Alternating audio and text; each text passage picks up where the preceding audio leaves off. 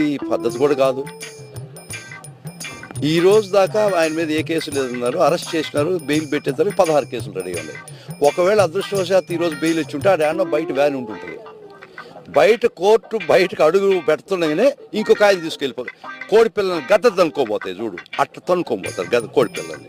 So ఆయన మళ్ళా ఏ కోర్టులో ఈయన ఎక్కడ ఉన్నాడో తెలుసుకొని ఆ కోర్టుకి మేము పరిగెత్తి ఆడ బెయిల్ వేసి ఆయన బయటికి తీసుకొచ్చి ఇంకొక గద్ద తనుకోబోద్ది. సరే ఇది ఇట్ట పక్కన పెడితే జైల్లో ఉన్నారనుకోండి, పీటీ వారెంట్లు రాష్ట్రం మొత్తం మీద పీటీ వారెంట్ ఇప్పిస్తారు.